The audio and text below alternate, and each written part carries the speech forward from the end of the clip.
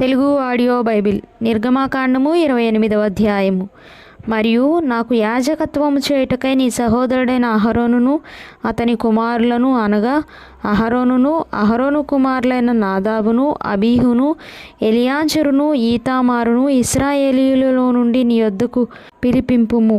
అతనికి అలంకారమును ఘనతయు కలుగునట్లు నీ సహోదరుడైన అహరోనుకు ప్రతిష్ఠిత వస్త్రములను కుట్టవలెను.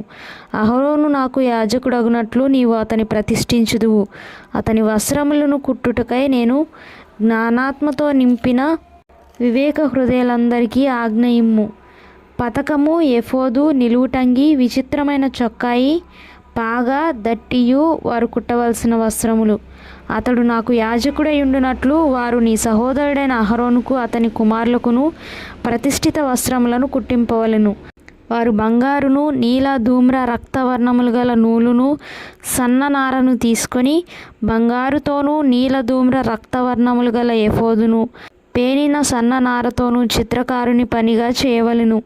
2 అంచుల యందు కూర్చబడి 2 భుజఖండములు దానికుండవలెను.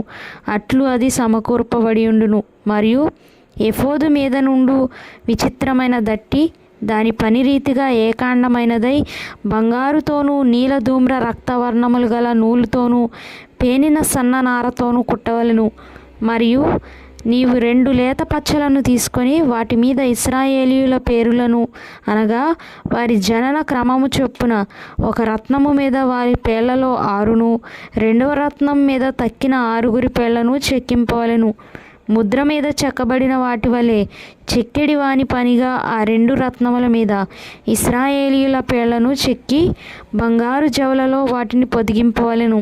అప్పుడు ఇశ్రాయేలీయులకు జ్ఞాపకార్థమైన రత్నములుగా ఆ 2 రత్నములను ఎఫోదు భుజముల మీద ఉంచవలెను. అట్లు జ్ఞాపకము కొరకు అహరోను తన 2 భుజముల మీద యెహోవా సన్నిధిని వారి పేర్లను భరించును. మరియు బంగారు జవలను మేలిమి బంగారుతో 2 గొలుసులను చేయవలెను. సూత్రము వలె అల్లిక పనిగా వాటిని చేసి అల్లిన గొలుసులను ఆ జవలకు తగిలింపవలెను. మరియు చిత్రకారుని పనిగా న్యాయ విధాన పతకము చేయవలెను. ఎఫోదు పని వలె దాన్ని చేయవలెను.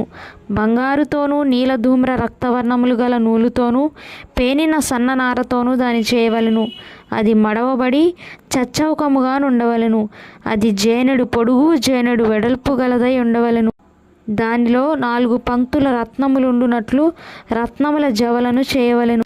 మాణిక్య, గోమేదిక, మరకతములు గల పంక్తి మొదటిది, పద్మరాగ, నీల, సూర్యకాంతములు గల పంక్తి రెండవది, గారుత్మతము, యష్మురాయి, ఇంద్రనీలములు గల పంక్తి మూడవది, రక్తవర్ణపు రాయి, సులిమాని రాయి, సూర్యకాంతములు గల పంక్తి 4వది.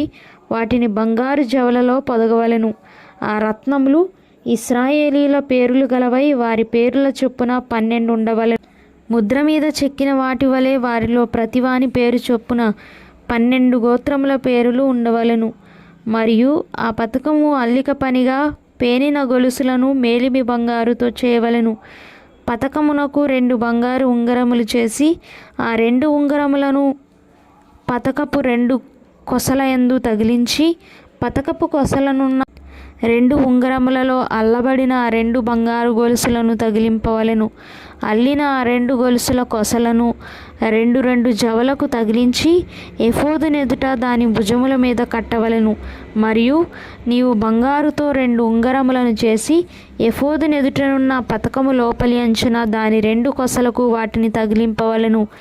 మరియు నీవు 2 బంగారు ఉంగరములు చేసి ఎఫోదు విచిత్రమైన దట్టి పైగా దాని కూర్పునొద్ద దాని ఎదుటి ప్రక్కకు దిగువను ఎఫోదు 2 భుజభాగములకు వాటిని తగిలింపవలెను. అప్పుడు పతకము ఎఫోదు విచిత్రమైన దట్టికి పైగా నుండునట్లును అది ఎఫోదు నుండి వదలకయుండునట్లును వారు దాని ఉంగరములకు ఎఫోదు ఉంగరములకు నీలి సూత్రముతో పతకము కట్టవలెను. అట్లు అహరోను పరిశుద్ధ స్థలంలోనికి వెళ్ళునప్పుడు అతడు తన రొమ్ము మీద న్యాయ విధాన పతకంలోని ఇశ్రాయేలీయుల పేర్లను నిత్యము యెహోవా సన్నిధిని జ్ఞాపకార్థముగా భరింపవలెను. మరియు నీవు న్యాయ విధాన పతకంలో ఊరీము, తుమ్మీము అను వాటిని ఉంచవలెను. అహరోను యెహోవా సన్నిధికి వెళ్ళునప్పుడు అవి అతని రొమ్మున ఉండునట్లు అహరోను యెహోవా సన్నిధిని తన రొమ్మున ఇశ్రాయేలీయుల న్యాయ విధానమును నిత్యము భరించును.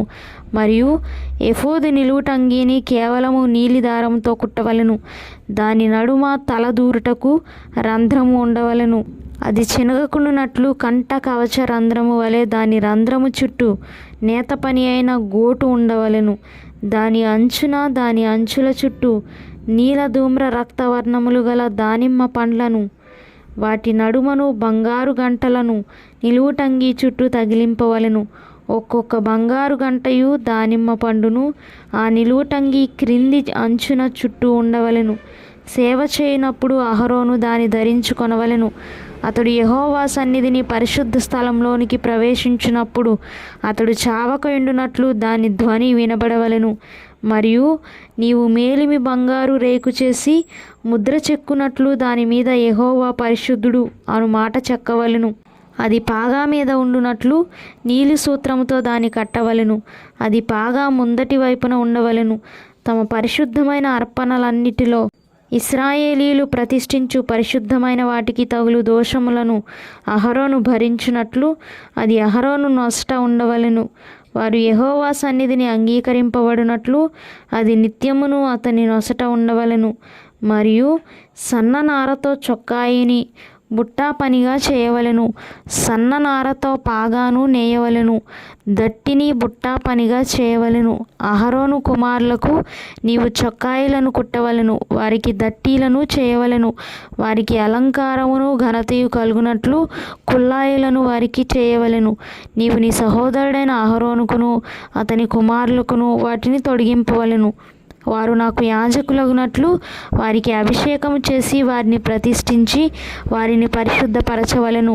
మరియు వారి మానమును కప్పుకొనుటకు నీవు వారికి నారలాగులను కుట్టవలెను.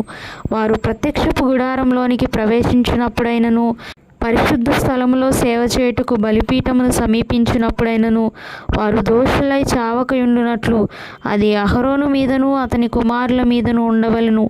ఇది అతనికిని అతని తరువాత అతని సంతతికిని నిత్యమైన కట్టడ.